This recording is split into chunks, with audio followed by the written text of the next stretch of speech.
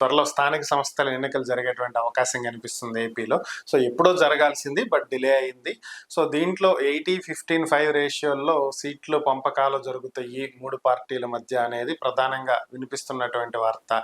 మరి దీనికి జనసేన మాట్లాడుతున్నటువంటి అంశం ఏంటంటే, మనం ఫ్లెక్సీలు కడితే సీట్లు ఇచ్చేయరు మనకి, సో మనం కష్టపడాలి, నిలబడాలి, పోటీ చేయాలి, గెలవాలి అనేది. సో మరి ఈ రేషియో కరెక్టేనా మీ ఉద్దేశంలో? మరి ఏం జరగబోతుంది?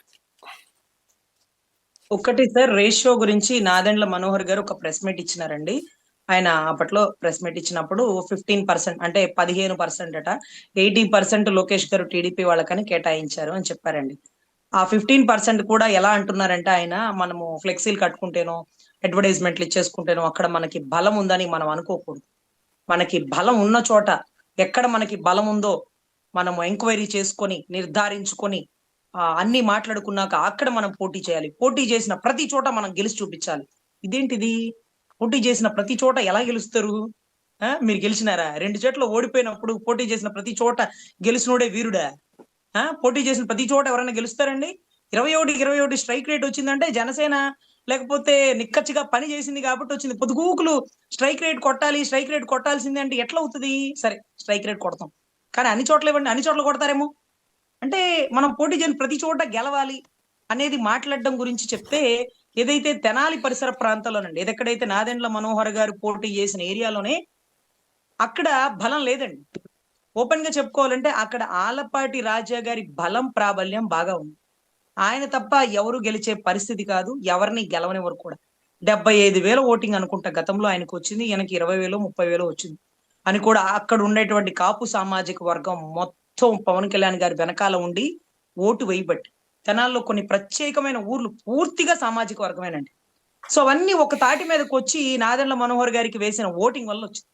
కానీ నాదెండ్ల మనోహర్ గారి తండ్రి కానీ, వారి తాతలు కానీ, వాళ్ళు కట్టిన కట్టడాలు కానీ, వాళ్ళ ఫ్యామిలీ బ్యాక్గ్రౌండ్ కానీ, ఆయన సొంత సామాజిక వర్గం కానీ, ఆయనకి సంబంధించిన బలమైన క్యాడర్ కానీ అక్కడ లేదండి. అక్కడ ఉంది కాపు సామాజిక వర్గం ఓట్లు ఎక్కువ.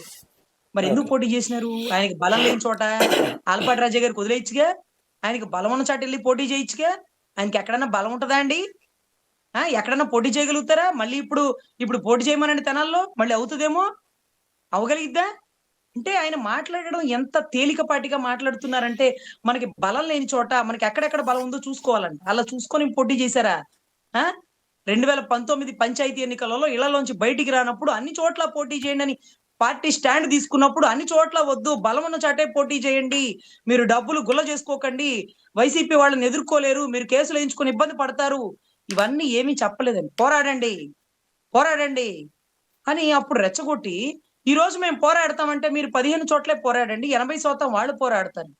సరే, ఓపెన్ గా చెప్తున్నాను, ప్రభుత్వం ఏదుంటే ఈ పంచాయతీలు, సర్పంచ్లు, కార్పొరేటర్లు ఆల్మోస్ట్ వాళ్లే అవుతారు. అంటే ఓపెన్ గా గెలుస్తారు అనేది మనకు తెలుసు. అంటే ఓడిపోయేటప్పుడు మమ్మల్ని పోరాటం చేయమని, తన్నులు తినేటప్పుడు మమ్మల్ని ముందు నిలబడమని, కేసులు వేయించుకునే దగ్గర మీరున్నారు కానీ మమ్మల్ని నుంచోబెట్టి ఈ రోజు నిక్కచ్చిగా గెలిచే చోట మన బలం లేదు, మన బలం ఉన్న చోటే పోటీ చేయండి. ఇదేంటి కర్మ? జనసేనకి బలం ఎక్కడ లేదు, అన్ని చోట్ల బలం ఉంది. ఆ రోజు వైసీపీకి ధీటుగా నుంచొని ఇళ్లలోంచి ఇలా చేతులు పట్టుకుని బయటికి తెచ్చింది ఇదే జనసేన. ఈ రోజు మీరు టికెట్లు ఇచ్చేటప్పుడు ఇది కాదు అది అనకండి, ఎక్కడ నుంచున్నా గెలుస్తారు. ఇప్పుడు ఇవ్వండి మరి, 21 తీసుకున్నాం కదా, తనను తాను తగ్గించుకున్నాడు వాడు హెచ్చింపబడతాడు అని తీసుకున్నాం కదా. ఇప్పుడు పంచాయతీ ఎన్నికల్లో జనసేనకి పెద్దపేట వేసి 80% జనసేనకి ఇవ్వండి, 15% మీరు తీసుకోండి, 5% బీజేపీ వాళ్ళకి ఇవ్వండి. మీరు ప్రధాన ప్రయారిటీ జనసేన వారికి ఇవ్వండి, ఇక్కడన్నా ఇవ్వండి అయ్యా. అరే, వేరుశనగ పప్పు మా కంచాల్లో చూసి ఎందుకు ఏడుస్తారు? మీ కంచాల్లో జీడిపప్పే కదా సచ్చింది, జీడిపప్పు ఉంది కదా. అరే, మీ జీడిపప్పు మీరు తినకుండా మా కంచాల్లో వేరుశనగ పప్పు కూడా లాగేసుకుందాం అంటే ఇక మేమేం తినాలి? జిల్లెడు పప్పు తినాలా అని జనసేన వారు భావిస్తున్నారు. ఎక్కడో చోట ఎదిగే అవకాశాన్ని కల్పించాలి కదా. కాదు మేడం, 175లో 21 సీట్లు అంటే 13% ఇచ్చినట్టు. సో అంటే ఇప్పుడు 15% అంటే 2% పెంచి ఇచ్చారు కదా. కాదు సార్, ఈ స్టాండ్ ప్రభుత్వం యాక్సెప్ట్ చేసిద్దో లేదో కానీ మీరు ఆ 15లో కూడా 2% కట్ చేయండి, 13 ఇవ్వండి, వారు మీకు ఎంత ఇచ్చారో ఇక్కడ మీరు వారికి అంతే ఇవ్వండి అంటే పాపం అధికార పార్టీ వారు ఎంతవరకు కొడతారో, అంటారా అనేది కూడా చూడాలండి. సో ఇప్పుడు అన్నా సరే ప్రభుత్వం ఏదుంటే పంచాయతీలు అవే వస్తాయి కాబట్టి దయచేసి జనసేనకి పెద్దపీట వేయండి. వాళ్ళు గతంలో 2019లో ఇల్లు ఒళ్ళు గొల్ల చేసుకొని పంచాయతీ ఎన్నికల గొడవల్లో కేసులు వేయించుకొని జాకెట్లో ఉండే నామినేషన్ పత్రాలు లాగింపబడ్డారు అని, కింద పడ్డారని, ఇళ్లు తగలబెట్టారని కేసులు వేయించుకున్నారు. ఇవన్నీ టీవీలో చూసినారుగా. ఇవన్నీ ఎవరు సార్ చేయించుకుంది? జనసేనోళ్లే కదా సార్. వైసీపీకి ధీటుగా నిలబడింది మేమే కదా. అప్పుడే మాకు బలం ఉందని నిర్ధారించిన మా జనసేన పార్టీ ఈ రోజు మాకు బలం లేదని నాదెండ్ల మనోహర్ గారు చెప్పడం ఏంటండి?